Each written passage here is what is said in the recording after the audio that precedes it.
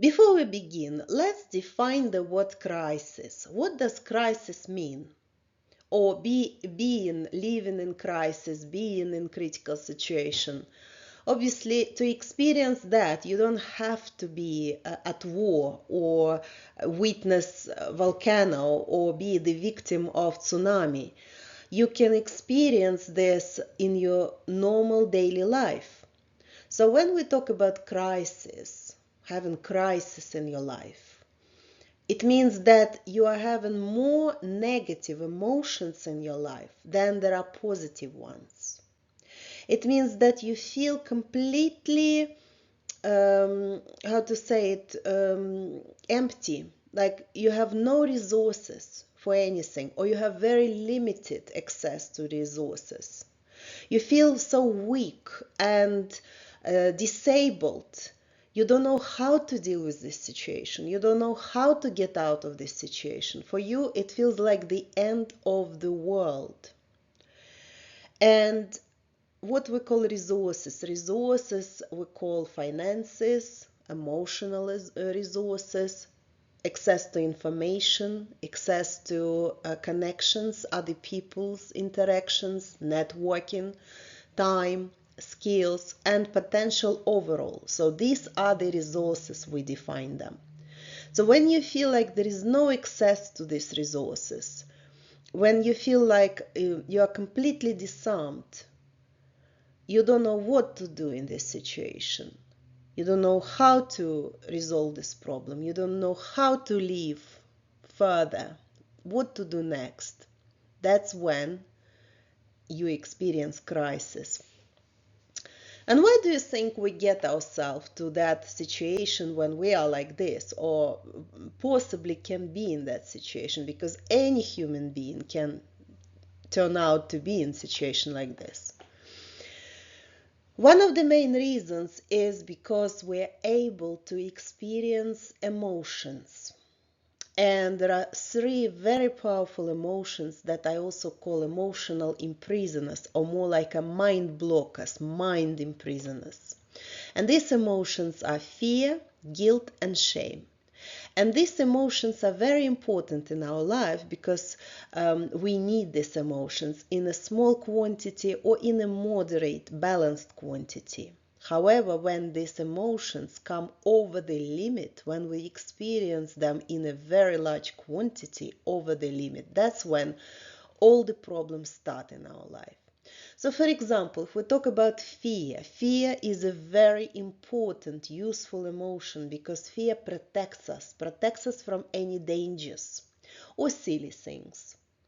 However, when fear is really overwhelming, that's when we feel like we're unable to see clearly. We're unable to see the way out. We're unable to plan anything. We're unable to, see any kind of light at the end of the tunnel. Our mind is paralyzed, or things look to us as something catastrophic. That's what excessive fear does to us. Or for example, shame. Shame, again, is a very useful emotion because we are sociable creatures. We are people who live in society. We interact with other people. And shame, it's a feeling towards yourself, how you feel about yourself. And of course, in a small or moderate quantity, we need to experience shame because otherwise, probably interaction with other people would not be as pleasant if we don't feel shame. We say things or do things without feeling shame. Imagine what it would look like.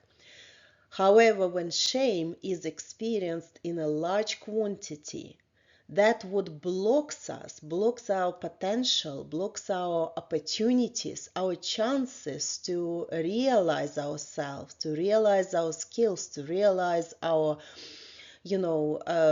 wishes, needs, plans in a new way, to connect to our wants, to our needs, to our desires. Again, that's when shame is coming over the limit.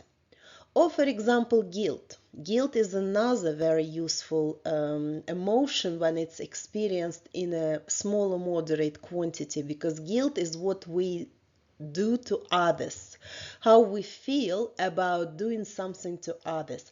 It's the emotion of the past. We experience guilt about our past actions towards others. Again, if guilt is experienced in a large quantity, it blocks our future because it keeps us trapped in the future. It doesn't allow us to move forward because we are guilt-driven. And quite often guilt transfers into the emotion of anger, anger to yourself or anger to others. Or it can transfer to the emotion of sadness, which is also quite a disruptive emotion if it's not in a moderate balanced quantity. So these three emotions, they have really strong impact on our mind. And when we experience them in an extreme, not balanced quantity, it can change the way our mind works. It can put us in an altered state of mind. And what does it mean? It means that in that state, we become very vulnerable to everything that comes to our way. Harmful suggestions, manipulations, orders, comments, statements, misjudgments, misconceptions. When our mind is altered, we become very vulnerable, and we can be easily forced, coerced, influenced, or convinced to do something or to have something or to believe in something that in normal state of mind we don't want, will never do, we will never accept. But when our mind is altered, it's very easy to do. And later on, I will explain to you a little bit more how it works with our mind, how manipulators or cons or any who kind of takes benefit from this kind of criminal activities, how they criminal or non-criminal activities, how they can take advantage of this, how this obviously affects us, and it can cause a lot of damage in our life as well. So we're gonna look at it in more details. But at this point, I just want you to understand that when we are in altered state of mind, we quite often start to believe in something that is kind of given to us because we are not able to use critical thinking that well. When we're in altered state of mind, that's when we can be easily made to believe in something that we would normally want, or do something or accept something that in normal conditions we would never accept. What is important as well to understand is that the altered state of mind can be also caused by strong emotions in general, so it doesn't necessarily have to be negative emotion, because positive emotions can also alter your state of mind. So for example, if you're overexcited, over the moon, kind of experience extreme joy, in that way, in that condition, at that moment, you are not able to think clearly. You are not able to use your critical thinking that you would normally use. And again, negative emotions also, they're very damaging. So for example, if you experience really strong sadness, and at that point, again, you're not able to think clearly. So anything that someone wants you to do or tells you to believe, you might be able to believe. If you are in shock, so you just witnessed some terrible event or terrible things, in that point when you are shocked, your mind is very vulnerable. It's open for anything. Anything can be put inside your mind at that point. When you feel really tired, you cannot think clearly. When you are under the influence of alcohol or drugs, That's also important to understand that at that point you do not make any decisions, you do not listen to anybody, you do not follow anybody's orders, because that's when you are not able to think clearly. And another very important point is that people who we trust, who we love, who we respect, and who we look up to, they can have really strong influence on us, because whatever they say, we accept, we believe. It gets deep inside our subconsciousness. And not necessarily these people want to manipulate us or want to use us or want to force us to do anything. They might just, in the conversation, they might tell a completely irrelevant story, or maybe they just want to help us. Or quite often these people would have good intentions, right? Remember how many times in your childhood your mom or your dad would say something that hurt you really badly. Again, it wasn't told to you to kind of hurt you, but it was kind of told you because maybe you didn't do homework, or maybe you were about to get into trouble, right? And that was kind of told to you because of the level of care these people experience towards you, right, to protect you. But that got into your subconsciousness so deeply, and that had a really strong impact on you, and maybe even still has that impact on your life, whatever was said in the heat of moment. So it's very important to realize that people who are close to us, they sometimes cause us a lot of damage unintentionally. Remember, unintentionally, without realizing that. And another quite important point to remember is that majority, the principle of majority. So, for example, because we are sociable creatures, we are creatures who follow the crowd. And even if you are that type of, black sheep or that type of rebel, you would still kind of look at the situation, and you would still, see what the majority would be doing. It's not necessarily that you will be doing this, but you will be looking at it. And quite often, a lot of people are influenced to take specific decisions or to make their choices based on the majority. Remember about the reviews when you try to choose a service and you don't know who to choose. Say you're trying to look for plumbers or you're trying to look for hairdressers. You look at the reviews and you choose someone who has the biggest number of reviews and the biggest number of good reviews, right? Whether that service will be good or bad, you will find out later, and there is no guarantee that that service will be good, even though the number of reviews can be good and positive. But you would still, at your first instant, you will make that decision based on the majority. And we have a lot of examples in social media, in the quality of music, all these kind of social personalities that are chosen on the basis of majority. But this is just to acknowledge how our mind can be influenced by these important factors. So first of all, 3 emotions, very powerful emotions like fear, shame, and guilt. Then strong emotions, whether they are negative or positive.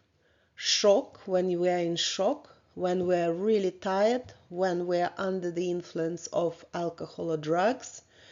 People who we respect, who we trust, who we love, who we look up to, who are close to us, have the most kind of influence, the most powerful influence on us. And of course, we followed the crowd, or at least the majority of us would follow the crowd or the opinion of the majority and make their decision based on that. Let's look at human brain, a very powerful part of our body, the most powerful one, and there is a debate between scientists whether brain belongs to our body or other way around, body belongs to brain. This is a very mysterious part of our brain because despite of numerous scientific researches, there is still a lot to do about the brain because there are still a lot of uncovered mysteries about this very powerful organ that is responsible for all the areas of our life, really. We are ruled by our brain.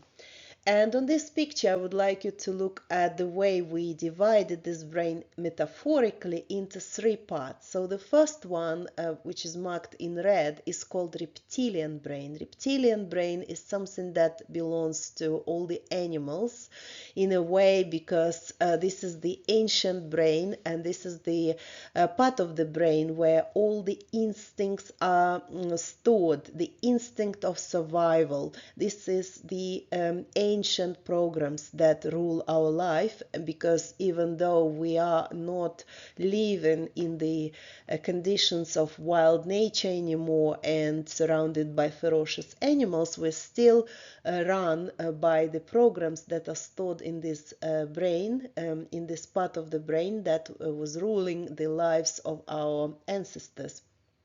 And here, very important instinct, fight or flight response, how we respond to the danger, outside danger, in order to save our life.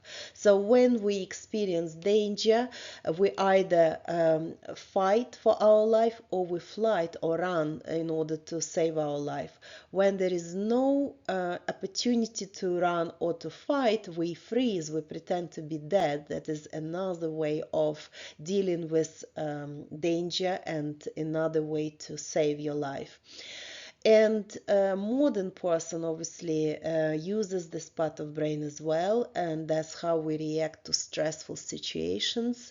And if we're not able to control this part of the brain, then these emotions, they get trapped in our body and they can actually have quite detrimental effect on different areas of our life. So this is reptilian brain. Then the next part in the hierarchical order of the brain goes limbic brain, and it's marked in blue on the picture. Limbic brain, limbic part of the brain is where our emotions are stored, centers that are responsible for how we emotionally react to that or another situation.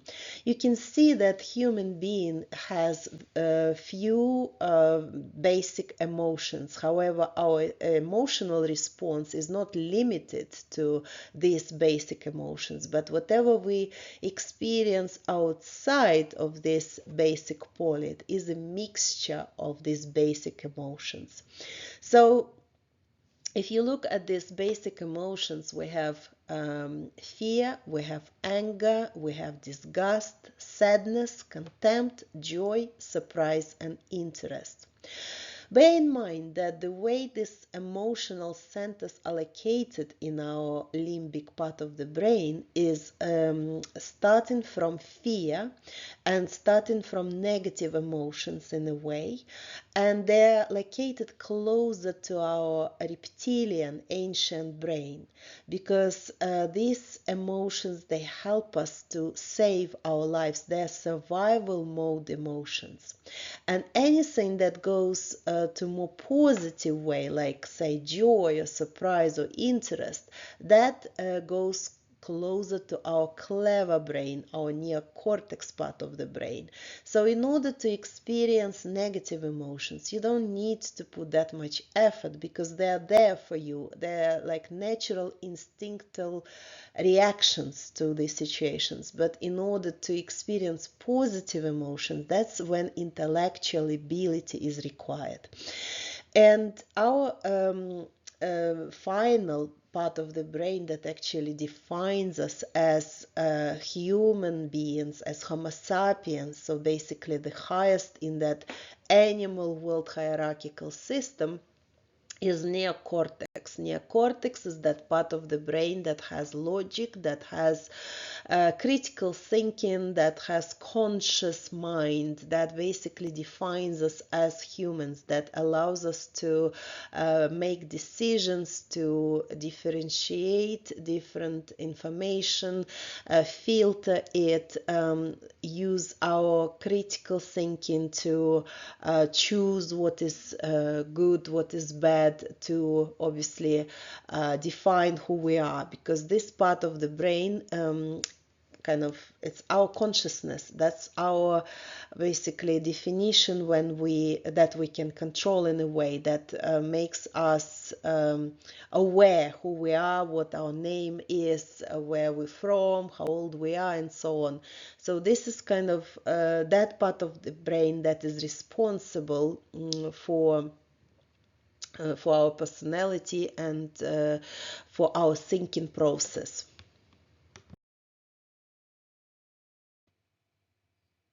Here I would like to draw a differentiation between conscious, subconscious, and unconscious, because a lot of people get confused. And it's very important to understand the meaning of these terms, especially for the purpose of our course.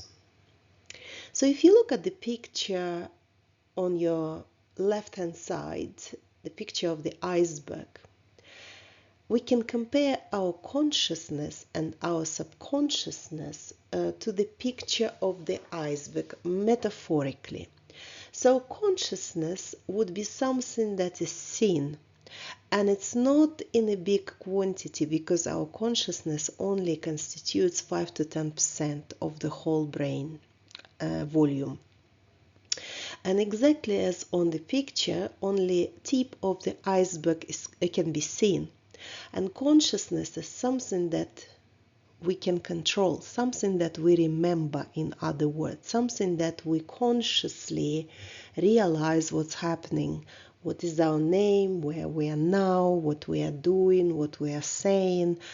We can control it. Consciousness can also control the processes that happen in our subconsciousness to a specific level, because the rest of the brain, 90% of the brain, constitutes the invisible part of the iceberg, something that is behind our consciousness.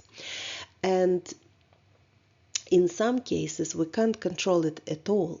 So, for example, if you look at the picture on the right-hand side, you can see the picture of the brain, and you see that conscious, subconscious, and there is another term, unconscious, added to this picture. So, quite often people confuse subconscious and unconscious. And rightly so, because more or less it's kind of like the same thing. It's basically that invisible part of the iceberg that constitutes the biggest volume of our brain. But the difference between these two is that unconscious is more about controlling the reflexes, the function of our body on a physical level. So it's kind of, if you compare our brain to the computer, computer would have a hard disk where, more like a physical, technical functionality of the computer is stored, right? The size of the memory, all these technical things, processor and so on.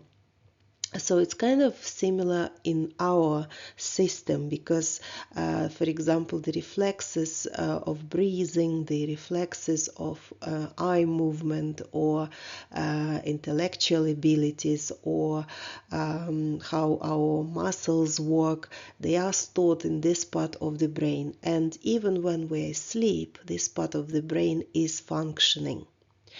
So it can be quite confusing, but subconsciousness is more like a software of the brain, more like an intellectual part of the brain rather than physical part of the brain. And the same if we compare with computer, right? So computer has hardware and software. So subconsciousness, it's more like a software of the computer. unconsciousness is more like a hardware of the computer.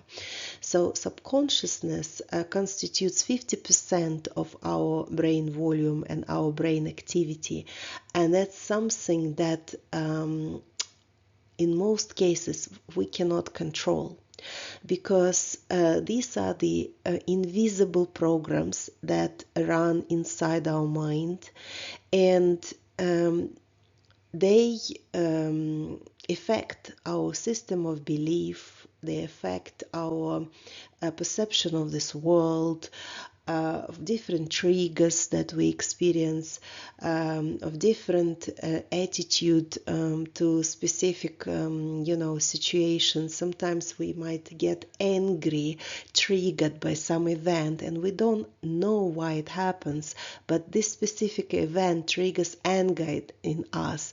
And if, for example, we dig deeper in our subconscious mind, we might find that there was event when you were a child and you experienced it and you couldn't express your emotions, and they transferred into anger, and that's why anything that is similar to that triggers that. So it works like a program, and in most cases it can work as a mind virus.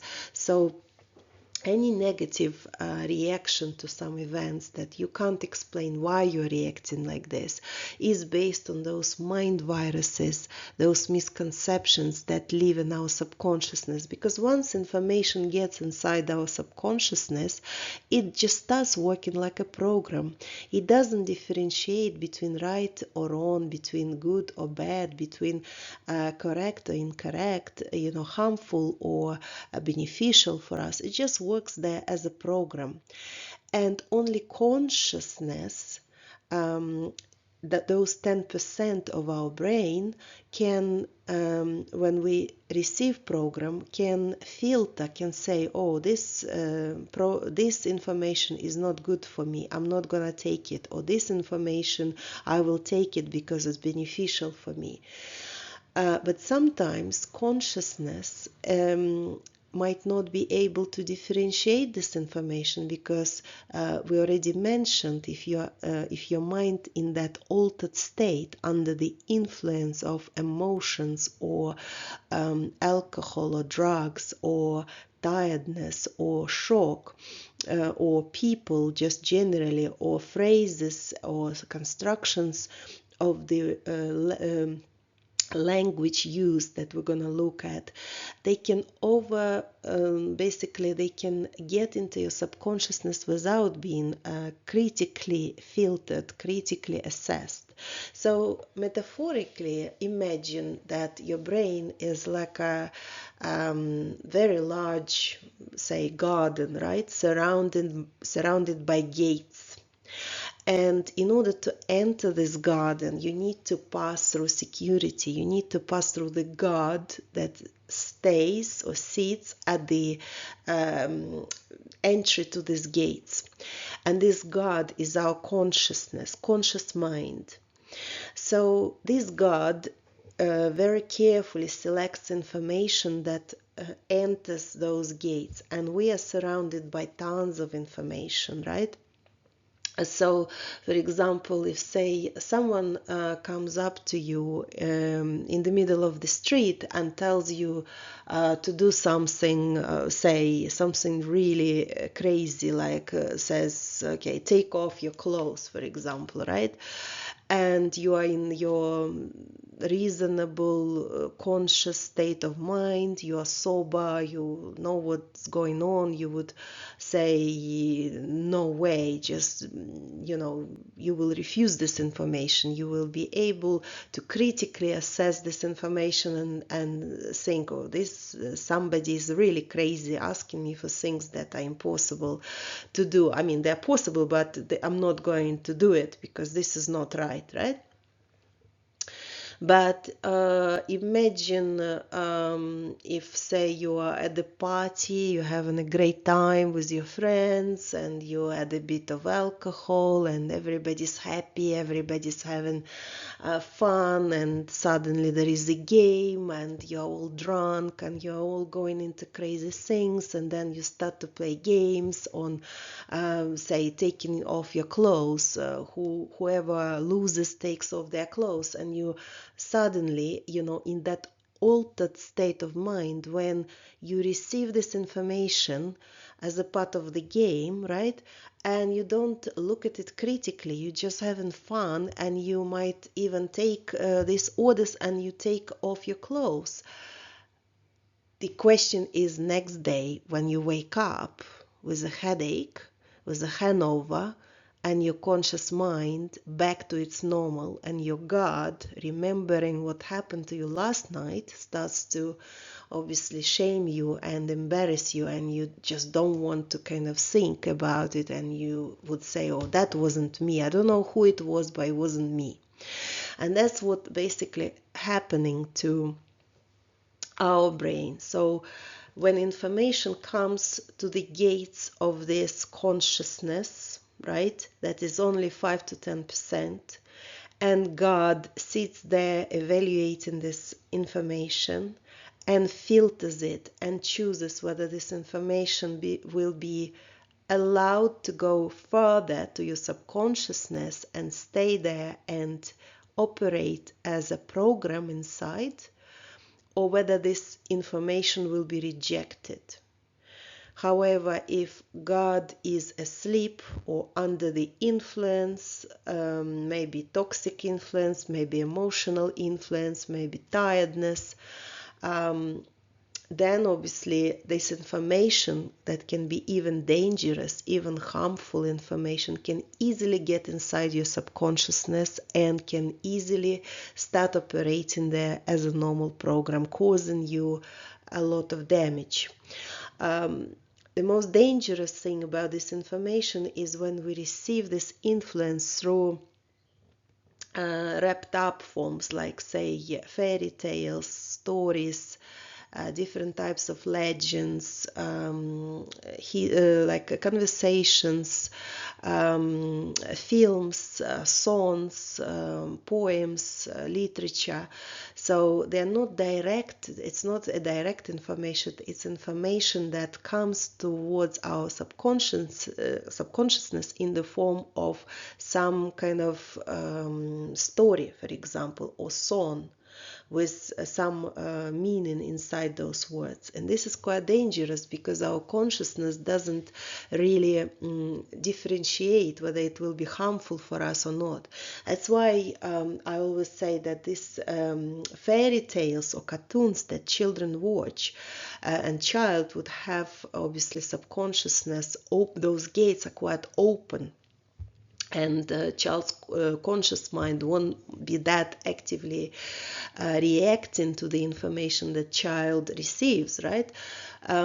So these fairy tales, these storybooks, these cartoons, these bedtime stories, they're very dangerous because they're really strong programs, and quite often we build our life based on that information that we received while listening to our bedtime stories, believe it or not, because we write the script, we kind of form the perception of the world based on that information that we receive as children. So this is just something to kind of understand, and I hope it's not too complicated for you. I hope I obviously try to explain really, really complicated information in a more kind of visual and in a more kind of metaphorical way, so you would understand what's really happening to our conscious, subconscious and unconscious mind, how our mind can be easily manipulated, influenced, influenced, forced to do something, or convinced to do something that we might not even realize that it's against our wish or our will, or is something that lives inside our subconsciousness, pretends to be like a normal program, lives like a virus there, and just causes us harm. Because, for example, you might look at specific, say, people or events, and they trigger specific emotions in you, specific reactions in you, even negative reactions, right? And you don't understand why it's happening. Or maybe what people say to you triggers some issues with your self-esteem, because when you were a child or when you were a teenager, somebody said something in a heat of conversation, or maybe as a joke, or maybe as a story, and you perceived it, absorbed it, put it in your subconsciousness and believed in it, and you think that this actually relates to you. And it might be affecting your whole life.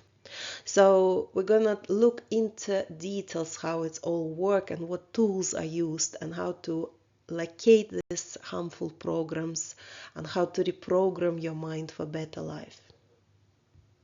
How would you know that you are under the influence of the destructive patterns of thinking? How would you know that your subconsciousness is driven by mind viruses? The only way you would know, if you are not happy with yourself, or you're not happy with that particular area of your life, you're not feeling fulfilled, you're not feeling satisfied, you're feeling like a failure, you're feeling like there is no way to go any further, you're not enjoying yourself, and so on. So when you're not feeling great, when you're not feeling satisfied about something, that means that there are destructive patterns of thinking running inside your mind. Life is too difficult. The happiness is not for you. Your penis size is too small. These are destructive patterns of thinking that not just affect your self-esteem, the way you perceive world, but they will also affect other areas of life that might not be directly, influenced by these statements. So how can you protect yourself from this harmful mental influence, from those viruses that are already there in your subconscious mind? What can you do about that? Well, the first step is to define which area of your life is not going the way you want it to go. Realize that something is not right. So if you're not happy about something, if you're not pleased or satisfied in this area of life, if the same scenarios come to your life, if the same kind of troubles, the same lessons repeat and repeat in your life, it shows that something is not right on a very deep level. Some people always meet alcoholics in their lives. Some people always have, problem with honesty. Some people always get into troubles when, they get robbed, or, somebody does something to them. And it's kind of similar scenario over and over again. It shows that there is some mind viruses that are running inside the subconsciousness of these people. Okay, so first thing is to define which area, what's happening there. Once you defined it, the next step will be to describe what you think about this specific situation. Use your language. Because language is a very powerful tool. It's a communication of your subconsciousness with the outside world. the way you describe the situation, the way you see the situation, what's happening, will be helpful to spot where the problem comes from. And we're going to look at it a little bit later here as well. And then deactivating this mind virus. So learning techniques that will stop this mind virus to continue. And also what we're going to learn here is how to protect ourselves from any future bad influences, because obviously we live in the world when we're under influence all the time, and you should not be afraid of that, because there is also positive influence as well, positive suggestions, positive programs that we absorb. So what's important is just to be aware of what's going on, and to be aware, to kind of keep your critical thinking awakened, and to be able to filter that information and to change it the way you need it to run. So take control over these processes and basically use them in your favor. And that's what we're going to look at here.